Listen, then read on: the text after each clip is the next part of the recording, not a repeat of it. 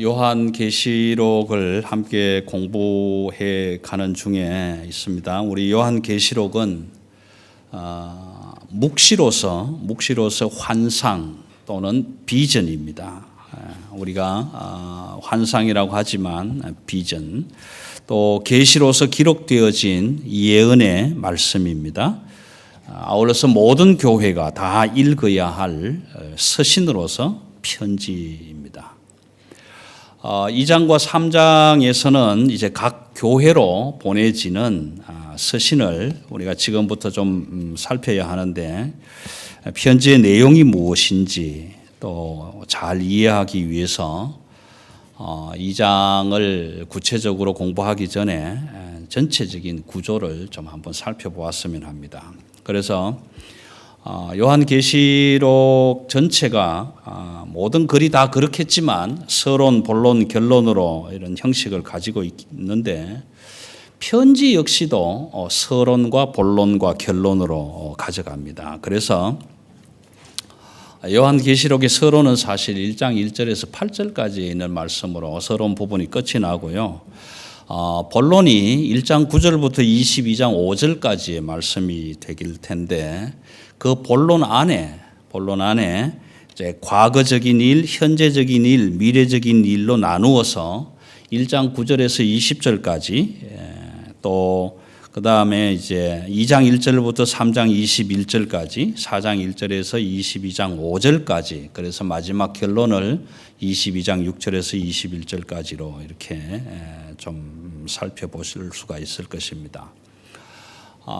요한계시록을 공부해 나가면서 가장 우리가 좀 생각해야 될 한 부분은 요한계시록의 주제가 뭐냐라는 것입니다. 요한계시록의 주제가, 많은 사람들이 요한계시록은 뭐 종말이다, 마지막이다, 심판이다, 여러 이야기들을 할 수 있겠지만, 요한계시록의 전체적인 주제는 예수 그리스도와 교회라는 것입니다. 요한계시록 1장에서부터 22장 끝날 때까지 계속적으로 우리에게 각인시켜 주는 것은 예수 그리스도와 교회다. 그래서요, 1장 1절에 시작하는 부분이 예수 그리스도의 계시라, 그렇게 시작을 하게 됩니다. 요한은 예수 그리스도가 누구인가, 또 예수 그리스도가 무엇인가 라는 이 두 부분을 굉장히 구체적으로 자기가 본 묵시 그대로를 기록하면서 예언의 말씀으로 우리에게 전해주고 있다라는 것입니다.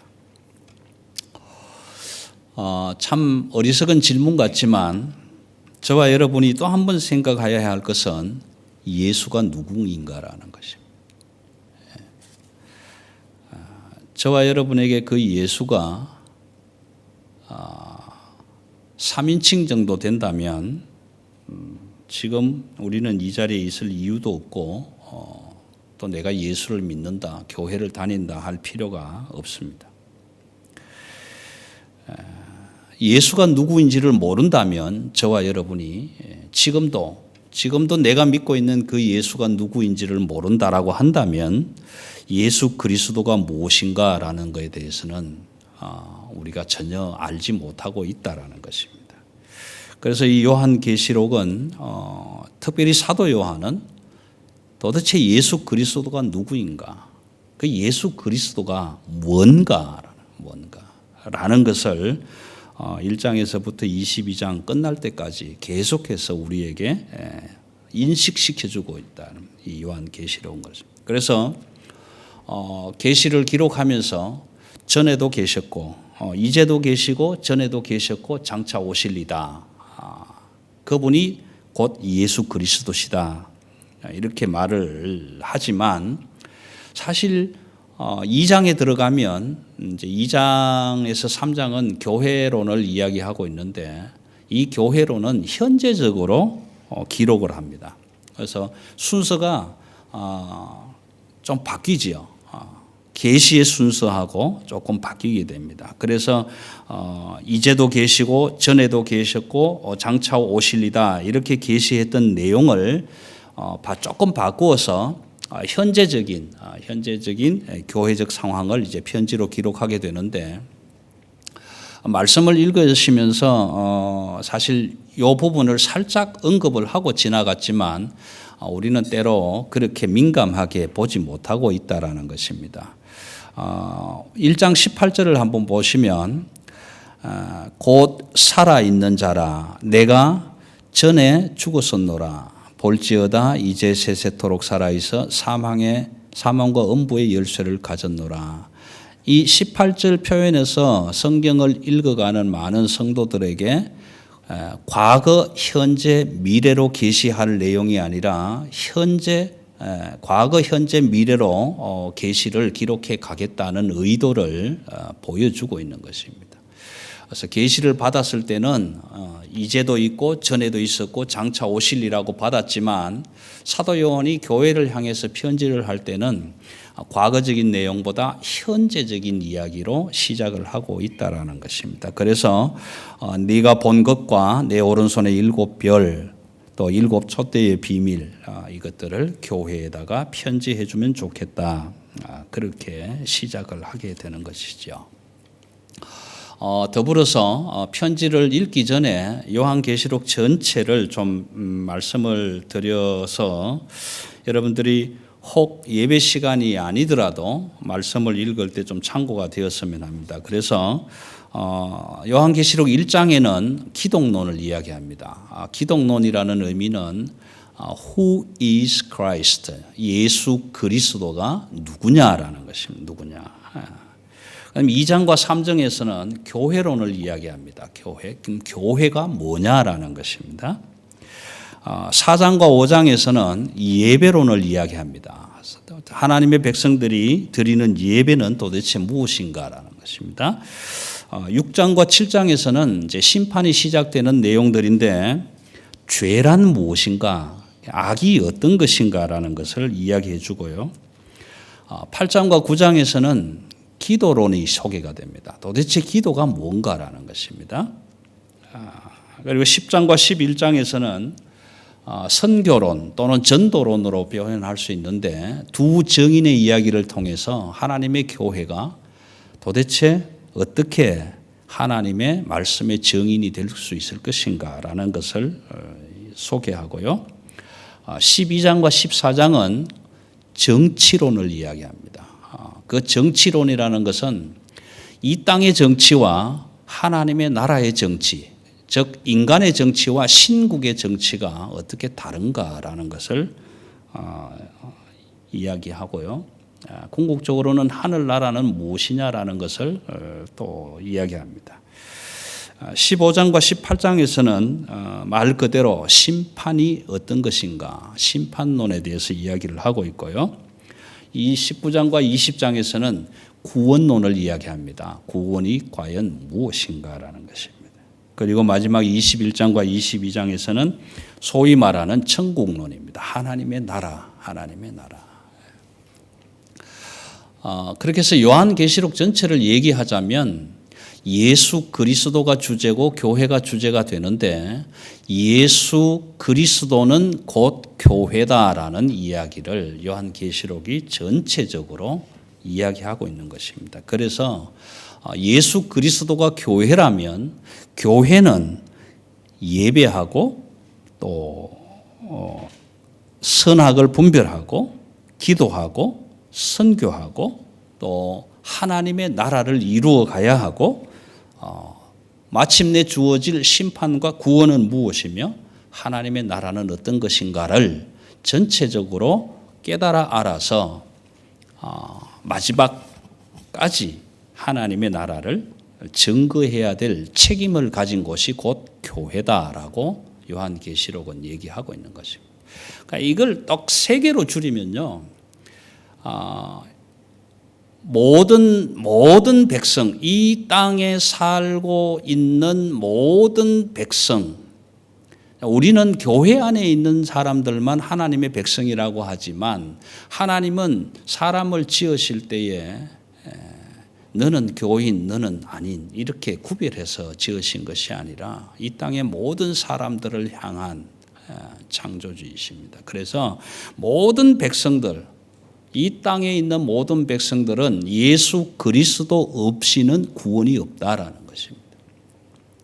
그럼 예수 그리스도 없이는 구원이 없는데 그럼 그 예수 그리스도가 뭐냐? 교회다라는 것이죠. 그래서 교회를 거치지 않고는 새 예루살렘이 없다라는 것입니다. 요한계시록은 그 이야기를 우리에게 해주고 있는 것입니다. 여러분 생각해 보십시오. 새 예루살렘이 있는데, 시온성이 있는데 그 시온성에 예수가 없다, 하나님이 계시지 않는다, 그러면 아무런 의미가 없는 것이죠.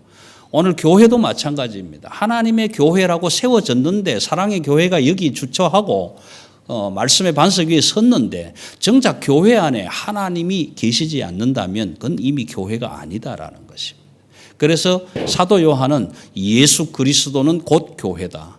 그 교회는 곧 하나님의 나라의 모형이다라고 이야기하고 있는 겁니다. 그래서 사도 요한은 그 분명한 묵시, 환상, 비전을 바라보았고 그 본 것을 그대로 기록해서 하나님의 모든 교회들에게 편지를 하게 되는 것입니다. 성경을 해석하는 주경학자들 또는 신학자들 가운데는 이 7 교회를 교회 시대별로 이렇게 구분하시는 분들도 간혹 계십니다. 그런데 그것이 틀렸다, 맞다 말할 수는 없고요. 때로는 그럴 수도 있겠다라는 가능성은 가지고 있는 것입니다. 그런데 이제 오늘 우리가 2장과 3장을 통해서 좀 살펴볼 이 7 교회는 적어도 첫 번째는 그렇습니다. 첫 번째는 위치적으로 순서를 정했다.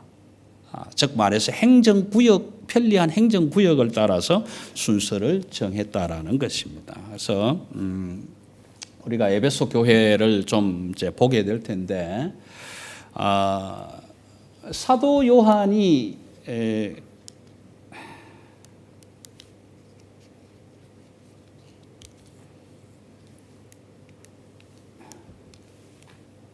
사도 요한이 지금 가 있는 곳은 이쪽이 여기가 에게해고 이오니아 해변입니다. 여기가 이오니아 해변이고 여기 이탈리가 보이고요. 이쪽 여기가 크레테 섬이 되고 요 작은 여기가 반모섬이에요. 반모섬인데 당시에 소아시아를 점령하고 지배했던 로마가 정치적인 이 죄수들을 유배시켰던 곳이 이 반모섬이에요.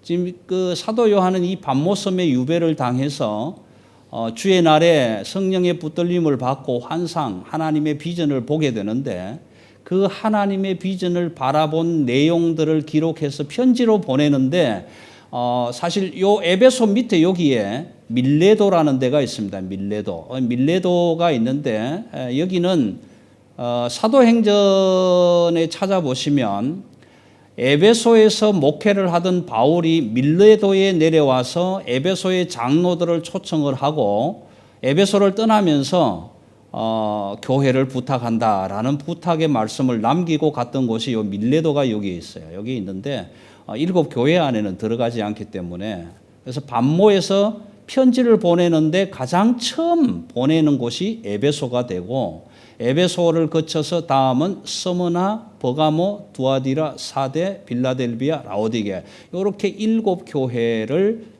행정구역상 우편 배달부가 가면 제일 먼저 여기 가지 않겠습니까? 여기서 이까지 갔다가 이렇게 오지는 않을 것이다라는 거죠. 그래서 에베소 교회가 가장 처음으로 소개되고 있다라는 것입니다. 그래서 이 에베소라는 지역을 좀 우리가 소개를 해드리면 좋겠는데 역사적인 기록을 통해서 좀 몇 가지를 말씀을 드려보면 이렇습니다. 에베소는 당시 로마가 지배할 당시에 터키 지역, 그러니까 소아시아 지역에서 최초의 도시고 가장 큰 도시였다. 보시다시피 이 수도는 여기예요. 소아시아의 수도는 버가모였는데 실질적으로는 이 에베소가 가장 큰 도시였고 가장 번창한 항구 도시였고 도로가 표현된 지도까지는 찾지를 않았습니다만 이 모든 길들이 다 말 그대로 길은 로마로 통한다라는 것처럼 모든 길들이 연결되는 교통의 요충지였다. 그래서 아시아의 관문이다. 또 아시아의 로마가 아시아 행정을 위해서 지방 장관을 파송을 하게 되는데 그 로마에서 보내는 지방 장관은 임명을 받고 에베소로 가든 서머나로 가든 어디로 가든지 간에 반드시 배를 타고 에베소에서 상륙을 하고 임지로 가야 되는 이런 내용이 당시에 법 조문화되어 있었다라는 겁니다. 그래서 에베소는 항상 그런 좀 아주 뭐라고 할까요? 아주 유명한 중요한 그런 도시였다. 그리고 보다시피 항구 도시였기 때문에 좀 세계의 허영의 시장. 그래서 계시록을 쭉 읽어 보시다 보면은 상인들이 물건을 사고 파는 아주 부유한 값비싼 보석들이 소개가 될 텐데 그런 보석이 매매되고 거래되었던 곳이 곧 에베소가 아니었을까 그렇게 학자들은 추측도 하지요. 그 다음 에베소는 자유도시였습니다. 자유도시. 이 자유도시라는 의미는 다른 게 아니라 로마 제국에 너무 충성을 잘 했기 때문에 특별히 군대가 따로 주둔할 필요가 없고 자율적으로 행정을 해나갈 수 있는 그런 자유도시로 책정이 되어 있었던 거죠. 마치 그 대한민국의 제주도가 뭐 자유무역도시 또는 뭐 자유입국 도시 이런 것처럼 그런 위치에 있었던 도시입니다. 그 반면에 사도행전을 읽어서 우리가 알 수 있지만 이 에베소에는 아데미 여신의 신상이 곳곳에 세워져 있는 그래서 소위 에베소의 다이아나라는 그 신상을 섬기는 아주 중심지였다라는 것입니다. 그리고 에베소에 또 하나 특기할 것은 황제 로마 황제 클라우디오 모든 유대인을 로마에서 떠나라고 추방령을 내렸던 그 황제 클라우디오와 네로 또 그다음에 하드리아누스 세베루스 같은 이런 황제들의 신상이 그곳에 서 있었고 황제 숭배의 최고의 도시라는 그런 이름을 가지고 있었던 도시입니다. 덧붙여서 이 에베소에는 그 소위 말하는 에베소, 그러니까 에베소 그란마타라는 에베소의 그 부적이 아주 세계적으로 유명했었습니다. 아마 우리 중에도 그때 살았었으면 한 번쯤 가서 구입하지 않았을까 그런 생각이 들 정도로 예전에 그 김혜경이라는 사람이 부적을 하나 만들었는데 남편의 바람기를 잡는 부적이라고 그래서 벼락 맞은 대추나무 부적을 만들었다고 그래요. 근데 그 대추나무 벼락 맞은 대추나무를 자기가 아무리 찾아도 찾을 수가 없어서 할 수 없이 목공소에 가서 소나무로 부적을 만들었다는 겁니다. 소나무로 부적을 만들었는데 그 부적을 어떤 교수 부인에게 팔았어요. 팔았는데 그 교수 부인에게 얼마를 팔았냐 하면은 숫자 7이 항상 이렇게 연결되는 게 좋다. 그런 그 우리 한국 사람의 동양적인 그게 있어서 2,229만 2,220 뭐 이런 식으로 2자를 7개 하여튼 나열해서 한 2억 정도 되는 가격에 팔았다는 거죠. 그러면서 부탁을 이렇게 합니다. 그 사모에게 사모님 이 부적은 다른 사람이 보면 부정이 타서 안 되니까 절대로 볼 수 없도록 아주 깊숙이 남편 몰래 지갑 안에다가 다 잘 숨겨 놓으세요. 그렇게 부탁을 했는데 그 남편이 참 공교롭게도 그 임업학과 교수였다는 거지요. 그 나무를 전공한 교수 남편인데 이제 이분이 그걸 알고 이제 친구들하고 모여서 야 얘들아 이거 우리 집사람이 이만큼 해서 2억을 주고 사왔다는 부적이래. 이게 뭐 대추나무 벼락 맞은 대추나무래 그러고 끄집어냈는데 사람들이 다 이제 얘기를 하면서 야 내가 도대체 임업을 공부하고 가르치면서 그게 대추나무인지 소나무인지도 모르냐 이런 핀잔을 받으면서 그건 소나무다라는 판결이 난 거예요.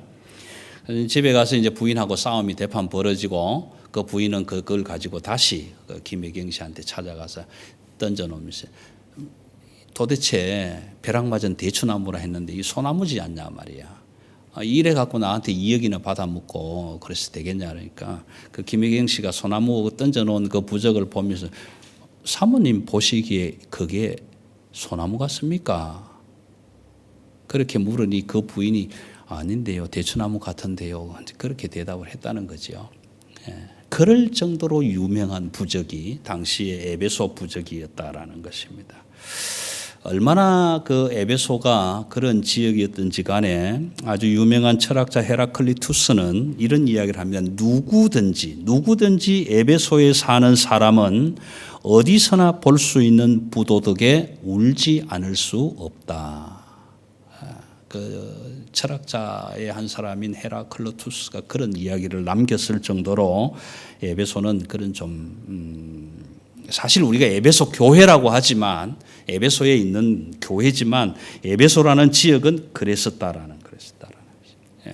이런 상황 속에서 황제 숭배 또는 그 황제에 충성하기로 복종했던 그런 도시, 또 많은 신전이 있고 아데미 신상을 많이 세워놓고 곳곳마다 해서 그런 우상 숭배가 성행했던 그 도시에 이제 사도 요한은 명령을 받는 거죠. 이 에베소 교회에 편지를 써 보내라. 7 교회의 편지의 유형은 대동소이합니다. 첫 번째는 뭐냐 하면 발신자가 있고 누가 지금 편지를 써서 보내는가 하는 발신자가 나오고 그 다음에 바로 이어지는 것은 칭찬하는 내용이 나오고 칭찬 다음에는 책망하는 내용이 있고요. 그 다음에 권면이 있고 그 다음에 약속이 나오게 됩니다. 그래서 어떤 교회는 칭찬의 내용이 없는 교회도 있고 또 어떤 교회는 꾸중 듣는 내용이 없는 교회도 소개가 됩니다. 그런데 오늘 우리가 편지에 구체적으로 들어가기 전에 여러분 부탁드리는 것은 부모로서 가정에서 자녀들을 꾸중할 일이 있을 때 전에도 말씀드렸지만 한 가지를 꾸중하기 위해서는 적어도 한 10번 정도를 칭찬할 수 있어야 됩니다. 먼저 칭찬하고 이건 참 잘했다 칭찬하고 그러나 이건 좀 그렇다라고 꾸중하는 이런 방법을 오늘 말씀을 통해서 좀 배우실 수 있으면 좋겠다라는 생각이 듭니다. 그래서 2장 1절을 한번 보겠습니다. 에베소 교회의 사자에게 편지하라. 오른손에 7 별을 붙잡고 7 금촛대 사이를 거니시는 이가 이르시되. 발신자는 분명히 예수 그리스도입니다. 우리가 1장에서 8편 보았던 것처럼 7 별을 붙잡고 7 촛대 위를 거니시는 예수 그리스도, 그분이 지금 말씀을 하시는데 사도 요한은 사실 대필자예요. 대필자. 편지를 보내실 예수님이 말씀하실 때 사도 요한은 그냥 대필하는 겁니다. 사실은 이 내용은 사도 요한의 내용이 아니라 예수님의 내용이다라는 겁니다. 그래서 즉 에베소 교회에 누가 편지를 하느냐 하면 예수님이 지금 편지를 하시는 거예요. 그럼 왜냐하면 7 별과 7 촛대는 7 교회와 7 교회를 붙잡고 있는 하나님의 사자이기 때문에 그렇습니다. 그래서 뭐라고 하느냐 하면 내가 너의 행위와 수고와 너의 인내를 알고 또 악한 자들을 용납하지 아니한 것과 자칭 사도라 하되 아닌 자들을 시험하여 그의 거짓된 것을 네가 드러낸 것과 또 내가 참고 내 이름을 위하여 견디고 게으르지 아니한 것을 아노라. 다시 말하면 예수님이 편지를 하는데 내가 다 안다라 하고 내가 다 안다. 여러분 우리는 많은 거 감추고 있잖아요. 우리 사랑의 교회도 혹 모르지만 저나 여러분이 예수님 앞에서 감추고 있는 것들 많이 있을 수 있을 거예요.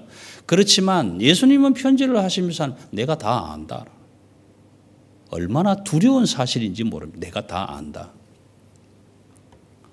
여러분 그렇지 않습니까? 제가 어디 가서 몰래 도둑질을 했는데 아무도 모를 줄 알았는데 예수님이 바라보시면서 내가 다 안다 이러는 거예요. 다 알고 있다라는 거예요. 에베소 교회를 향해서 내가 다 알고 있다. 뭘 알고 있느냐라는 것입니다. 무엇을 알고 있느냐. 내 행위와 수고와 인내를 다 안다. 다 안다. 데살로니가 전서에 찾아보시면 1장 3절 정도로 기억을 합니다만 찾아보시면은 믿음의 역사와 사랑의 수고와 소망의 인내라는 표현이 나와요. 표현이 나오는데 오늘 그 말씀과 한번 견주어 보면 믿음의 역사, 그 행위를 내가 다 안다. 수고, 사랑의 수고도 내가 다 안다. 소망의 인내도 내가 다 알고 있다라는 거예요. 다 아시면서 변지한다라는 거예요. 또 하나는 자칭 사도라 하되 아닌 자들을 시험하여 그의 거짓된 것을 네가 드러낸 것도 내가 안다라는 거예요. 안다. 다 안다. 요즘 말로 좀 바꾸면 사이비 이거 다 곤란했다라는 것도 내가 안다 그런 의미지요. 또 네가 참고 내 이름을 위하여 견디고 게으르지 않은 것, 부지런한 것도 내가 다 안다. 다 안다라는 거예요.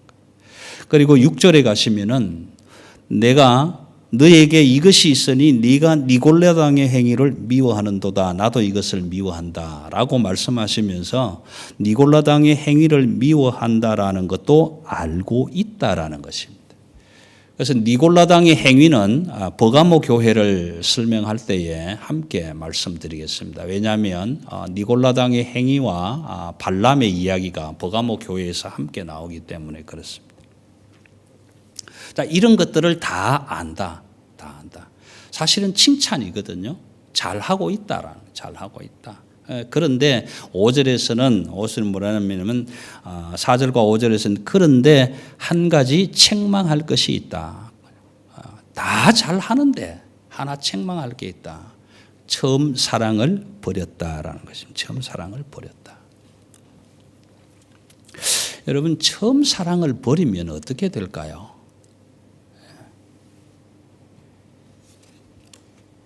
우리 따끈따끈한 신혼부부가 와 앉아 있는데 신혼부부들의 교훈이 되기 위해서 결혼한 지 30년, 20년 이렇게 이상 되신 분들 한번 말씀을 해 주시면 얼마나 좋을까. 첫사랑을 버리니까 어떻더라. 여러분, 처음 사랑을 버리면 모든 것이 다 깨집니다. 회복이 되지 않습니다. 처음 사랑은. 여기서 사랑이라는 표현은 아가페라는 말을 쓰고 있는데요. 아가페라는 말을 쓰고 있는데 이 사랑은 어떤 의미냐 하면 하나님과 나와의 관계성, 하나님과 나와의 관계성, 또 이웃과 이웃과의 관계성을 의미하고 있는 겁니다. 에베소 교회가 다 잘했어요. 다 잘하는데 사랑이 식어져 버렸다라는 것입니다. 사랑이 식어져 버렸다.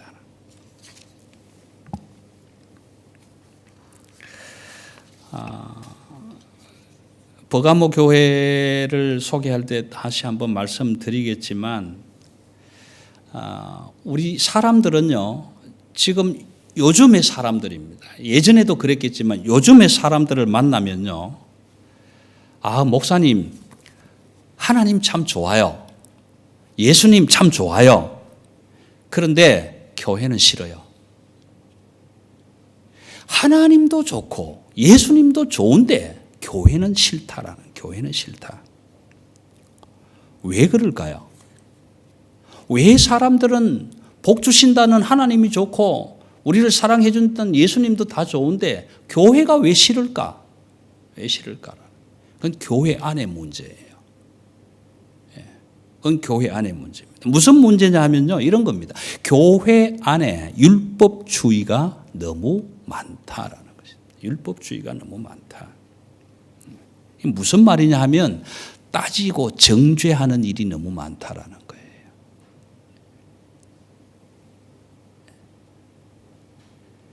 아니 목사님, 당신이 목사면서 그래서 되겠어요? 아니 집사님, 당신이 집사라면서 그러면 돼요? 아니 예수 믿는다면서 그렇게 살면 돼요? 질책한다는 거예요. 하나님의 말씀을 가지고 다른 사람을 정죄하는 일이 너무 많다라는 것입니다. 한번 말씀 드려볼게요. 우리는 스스로 죄인이라고 고백합니다. 그렇죠? 저와 여러분이 함께 하나님 앞에서 예수 그리스도의 이름으로 기도할 때 주여 이 죄인을 용서하여 주옵소서 그렇게 기도하지 않습니까? 맞습니다. 우리는 죄인입니다. 저도 죄인입니다. 같은 죄인인데 기도 좀 안 하는 사람을 보거나 신앙적으로 좀 약한 사람을 보면 손가락질하면서 그래서 되겠어? 그럴 수밖에 없는 거잖아요. 우리 교회 안에서 일어나는 일들이 그런 일들이라. 그럼 교회 밖에서는 어떤 일이 일어나냐면 이렇습니다. 우리는 죄인이지만 전능하신 하나님을 믿고 예배한다. 그러면서 이렇게 모여서 예배드리지 않습니까? 그럼 세상 사람들은 이렇게 생각합니다. 아니 교회라는 데를 말이야 정말 그 뭐 꼬리타분하게 볼품도 없고 우리 사실 이 건축물이 뭐 그렇게 크게 웅장하고 뭐 볼품 있는 건 아니지 않습니까? 시티의 극장보다 훨씬 못하지 않습니까? 거기다가 음정도 안 맞고 박자도 안 맞는 구닥다리 찬송 부른다고 앉아 있고 또 말도 안 되는 설교라고 하고 설교 듣는다고 또 앉아 있고 하늘 아버지 높은 뜻과 다르게 나는 땅에서는 도저히 그렇게 살고 싶은 마음이 없어요. 그러면서도 나는 하나님의 자녀입니다라고 그런 모습으로 앉아 있는 그런 우리들의 모습이잖아요. 그런데 이런 모습을 가진 우리가 우아하고 품위 있게 교향곡을 듣고 심포니를 듣고 또 격조 있는 영화를 즐기고 감상하고 감칠맛 나는 음식을 마음대로 먹고 즐기고 그런 고품격 문화생활을 하는 사람들을 보면 우리는 뭐라 합니까? 그 사람들을 정죄한단 말이에요. 왜요? 왜 예수 믿는 사람처럼 못 사느냐고. 그러니 그 사람들이 교회를 좋아할 리는 없죠. 나는 세상에서 그래도 고품격으로 잘 살아가고 있는데 꼬리타분하게 대도 안 한 건물 안에 앉아서 박자 음정 하나도 안 맞는 찬송가 불러대가면서 지네들은 맨날 하나님 앞에 주여 죄인을 용서해 주옵소서 죄인 하면서 세상에 그런 고품격으로 살아가는 사람들 보고 맨날 손가락질하면서 넌 죄인이야 라고 정죄하기 때문에 그들은 교회를 싫어하죠. 하나님은 좋아. 하나님은 나에게 죄인이라고 말씀 안 하시 항상 사랑한다고 항상 복 주겠다고 말씀하시니까 하나님은 오케이 교회는 노. 이게 오늘 이 세대를 살아가는 사람들이 하나님은 좋은데 교회를 싫어하는 근본적인 이유다.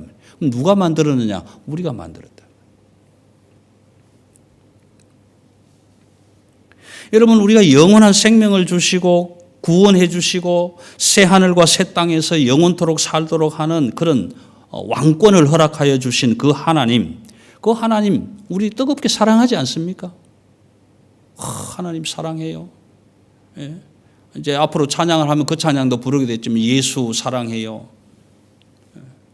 그렇게 찬양하게 될 것 아니냐고 말이에요. 그렇게 뜨겁게 사랑하는데 그런데도 교회 오니까 늘 하는 얘기는 뭡니까? 전도해라.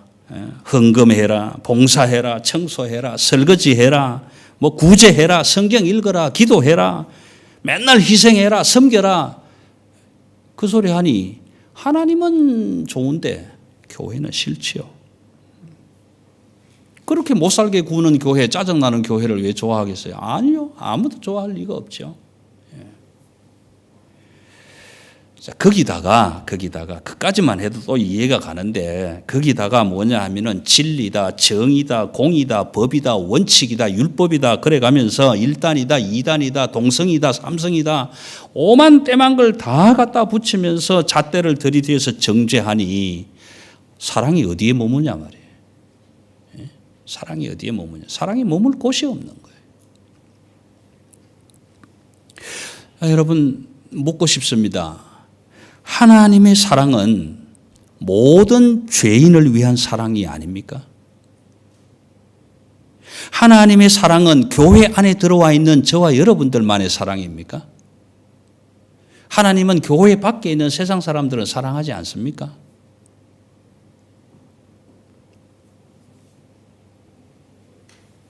하나님은 기독교적 죄인들만 사랑하시고 기독교적이 아닌 죄인들은 사랑하지 않습니까? 그들은 구원의 대상이라고 생각 안 하실 것 같습니까? 여기에 우리의 문제가 있다. 왜 우리는 3단인지 5단인지도 모르면서 남을 보고 1단이니 2단이니 정죄해야 되냐. 그렇지 않나요? 왜 나는 율법적이지 않으면서 율법을 가지고 다른 사람을 잣대를 대서 자꾸 이렇게 잘라내냐 말이에요. 그러니까 교회에 들어오기를 싫어하는 거죠. 세상 사람들은.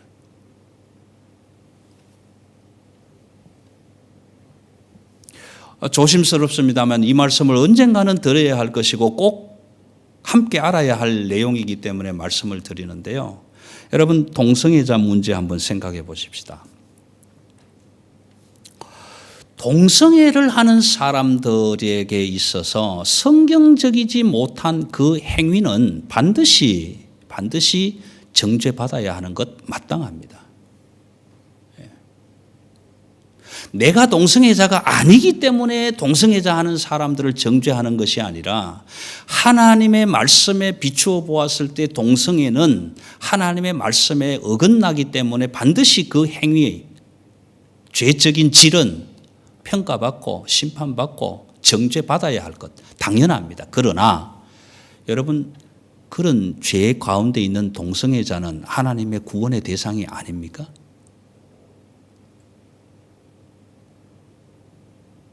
동성애 안 하는 나는 구원받는 사람이고 동성애 하는 그 사람들은 영원히 꺼지지 않는 유황불 불못에 저 구렁텅이에 갖다 처박아 넣어야 되는 사람들입니까? 그 사람들도 하나님 앞에서 구원받아야 할 대상 아닙니까? 우리가 정죄하고 나무래고 꾸중할 수는 있을지 몰라도 그 사람도 하나님 앞에서는 회개하고 돌아와서 구원받아야 할 백성 중에 한 사람이다.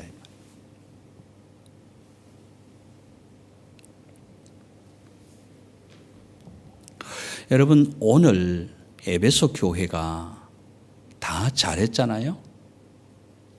다 잘했어요. 믿음의 역사, 행위, 수고, 소망의 인내 가지고 자칭 사도라 하되 사도가 아닌 자들을 골라낸 것 참 잘했다 이 말이에요. 잘했다. 자, 여러분, 잘했는데 왜 꾸중받냐 말이에요. 왜? 여기에 문제가 있지 않습니까? 하나님께서 이 교회를 보고 다 잘했다고 하셨어요. 잘했다고 했는데 처음 사랑이 없다라고 꾸중을 합니다. 왜요? 너는 이것이 잘못됐고 너는 율법으로 이게 안 맞고 너는 믿음의 기준에 따라서 저게 안 맞고 다 정죄하고 너는 2단이구나 3단이구나 다 골라내서 교회 밖으로 쫓아내다 보니 그 안에 사랑이 머물 리가 없죠. 그렇지 않습니까? 이걸 에베소 교회를 바라보면서 책망하고 있는 거예요. 에베소 교회야 참 잘했다. 그런데 수없이 많은 거짓 선지자들과 수없이 많은 우상신전의 사제들이 모여들어서 이게 맞다 저게 맞다 하다 보니 하나님의 말씀을 들고 율법을 들고 이건 잘못됐고 저건 잘못됐고 이건 나쁘고 다 골라내서 정의에 안 맞고 진리에 안 맞고 율법에 안 맞고 원칙에 안 맞고 우리 뜻에 안 맞는다. 그래서 다 잘라내고 나니 그 잘라내는 것 속에 사랑이 있을 수가 없죠. 처음 사랑이 없는 거예요. 여러분, 저와 여러분이 하나님 앞에 받은 처음 사랑은 무엇입니까? 나도 죽을 수밖에 없는 죄인이었지만 하나님은 너는 이래서 안 돼, 너는 저래서 안 돼, 너는 이래서 안 돼. 나는 너 따위 같은 데서 십자가 보혈을 흘려줄 수가 없어. 그러니 너는 지옥으로 가. 그렇게 말씀하시지 않았잖아요. 나를 향한 하나님의 그 첫사랑은 네가 무엇을 했든지 어떤 죄를 저질렀든지 설상가상 동성애자가 되었더라도 이것이 아니구나라는 것을 깨닫고 하나님 앞에 돌아와서 회개하고 뉘우치고 하나님의 사람으로 그 첫사랑을 회복하기만 하면 하나님은 그 사랑으로 구원받을 자의 이름을 올려주겠다라고 약속하시는 것 아니에요? 하나님은 그 사람을 사랑하고 있는데 나는 중간에 가서 너 미워라고 말하고 있는 것 아니냐 이 말이에요. 그래서 우리는 어쩌면 하나님을 믿는 사람이다, 교회를 다니는 사람이다, 신앙을 가진 사람이다 하면서 다른 사람을 정죄하고 오히려 교회 안으로 들어오지 못하게 하고 있는 저와 여러분이 아니냐.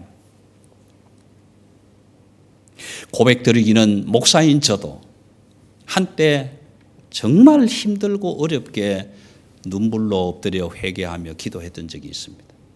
왜요? 목사라고 다른 사람을 정죄하는 일을 저질러 보았기 때문에 그렇습니다. 얼마나 후회하고 얼마나 뉘우치고 해서는 안 될 말을 결국 하고 말았구나. 그 말 속에 하나님의 사랑이라고는 담겨 있지 않았었구나. 얼마나 후회했는지 몰라요. 여러분, 우리가 마찬가지거든요. 예배 마치고 나면 한솥밥을 먹고 있는 생명 공동체가 되었고, 바라보면 형제 자매라고 서로 부둥켜 안고 어떻게 지냈냐고 안부를 묻고, 힘들고 어려울 때 함께 기도하고 웃고 함께 울며 살아가야 할 하나님의 한 교회의 백성 공동체가 되었는데, 그럼에도 불구하고 가족임에도 불구하고 서로 돌아서면 넌 이게 잘못이야, 넌 저게 잘못이야, 넌 이게 틀려서 넌 2단이야, 넌 3단이야. 그렇게 정죄하다 보니 처음 사랑이 도망가 버리고 없는 거예요. 사랑이 없는 거예요. 여러분, 그렇지 않습니까? 많은 부부들의 이야기를 들어보면 그래요. 사랑으로 사는 게 아니라 미운정으로 산다고. 때로는 좋은 것, 때로는 나쁜 것 다 지적해가면서 이건 나빠, 저건 뭐 이렇게 해가면서도 그래도 그놈의 정 때문에 그 첫사랑을 잃어버리지 않고 살아가는 것 아니냐 말이에요.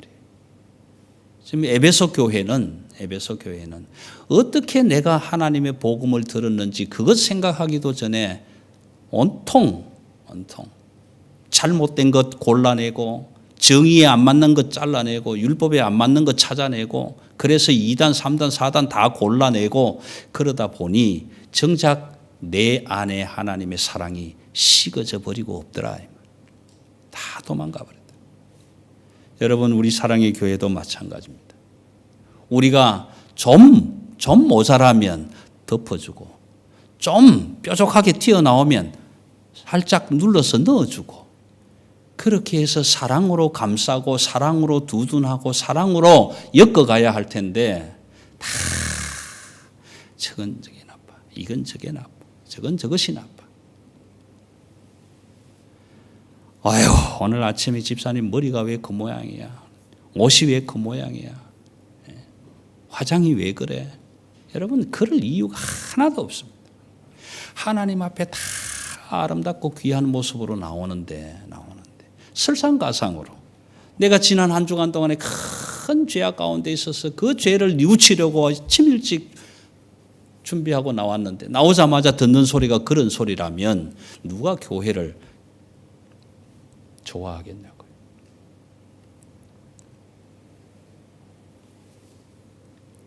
그래서 에베소 교회를 향해서 편지를 하면서 뭐라고 합니까?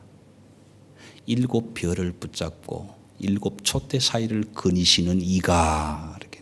이 말은 뭐냐 하면 예수 그리스도 그분이 지금 교회를 붙잡고 있고 그 교회를 지금 거니시고 있다는 거예요. 우리 성도 사이를 지금 왔다 갔다 하고 계신다. 그분이 지금 에베소 교회를 향해서 편지를 하시고 말씀을 하신다. 그래서 권면합니다. 사도 요한은 귀 있는 자는, 들을 귀 있는 자는 교회들에게 하시는 성령의 말씀을 들을지어다. 여러분, 에베소 교회에 편지하는데 왜 교회들이라고 했을까요? 에베소 교회만 들어야 할 일이 아닙니다. 오늘 이 땅에 있는 모든 교회가, 하나님의 교회는 요한 계시록의 말씀을 반드시 들어야 할 교회이기 때문에 그렇습니다.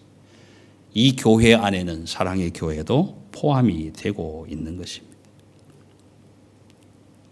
그래서 마지막 권면을 하고 약속을 어떻게 합니까? 이기는 자에게는, 이기는 그에게는.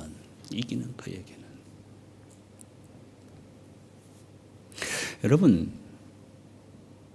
이기는 그에게는 내가 하나님의 낙원에 있는 생명나무의 열매를 주어 먹게 하리라 하는데 뭘 이기라는 겁니까? 이기는 그에게는 주겠다는데 무엇을 이기라는 겁니까?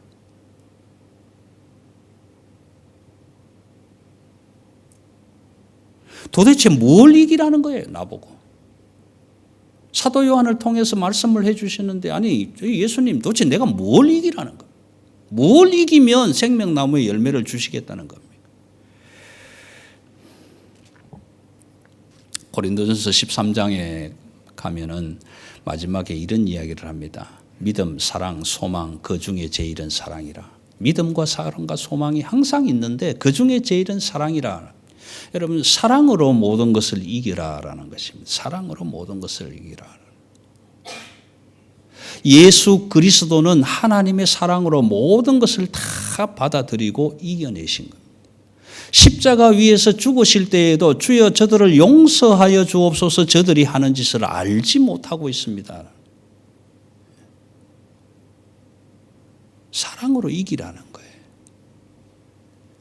여러분, 우리는 정죄하고 율법을 갖다 들이대고 하나님의 말씀을 갖다 드리면서 봐, 성경에 이렇게 써졌잖아, 왜 이렇게 못해? 라고 정죄할 수가 없어요. 그렇게 해서 이길 수 있는 게 아니에요. 하나님의 사랑으로. 사랑은 허다한 허물을 덮는 것입니다. 사랑은 죽음보다 강한 것입니다. 그래서 사랑으로 이겨내라는 것입니다. 그런데 에베소 교회가 그 사랑을 잃어버리고 있다는 것입니다. 그래서 그 사랑으로 이겨내고 사랑으로 다시 회복하고 그 교회의 본질된 모습, 예수 그리스도의 본체된 모습으로 회복되면 내가 생명나무에 실과를 주어 너희로 먹게 하리라.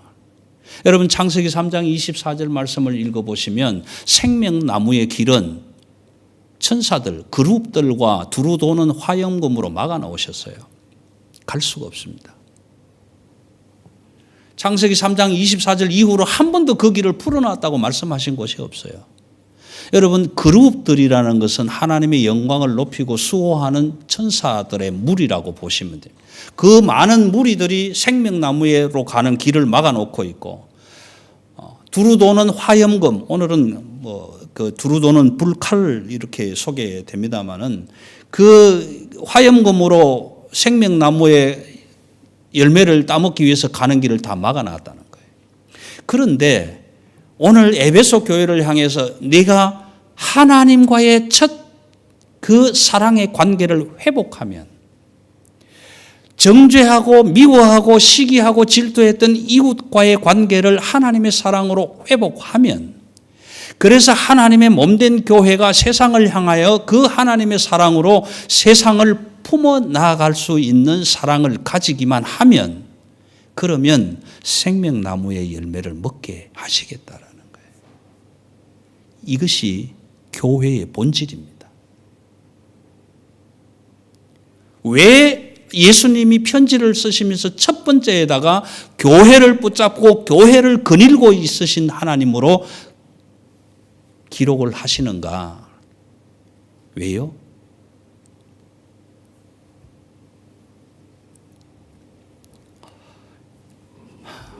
다음에 한번 말씀을 드리겠습니다만, 이제 나왔으니까 말씀드리는데, 에베소 교회처럼 내가 예수다라는 사람들을 골라내야 된다는 거. 골라내야 되는데, 골라내되 사랑으로 덮어서 그도 회개하고 돌아와서 구원받을 수 있는 대상이 되도록 할 때, 그때 생명나무의 열매를 교회를 통해서 주시겠다는 거예요.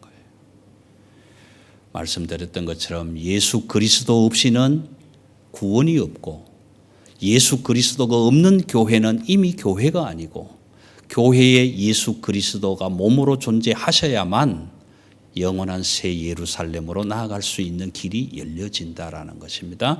하나님은 교회를 통해서 이 일을, 구원의 일을 섭리해 가시겠다라는 약속입니다. 오늘 이 교회의 약속을 믿고 또 저와 여러분이 이 교회를 붙들고 함께 새 예루살렘을 향해서 나아가는 아름답고 복된 성도의 본분을 지켜가실 수 있게 되기를 주님의 이름으로 기원합니다. 기도하십시다.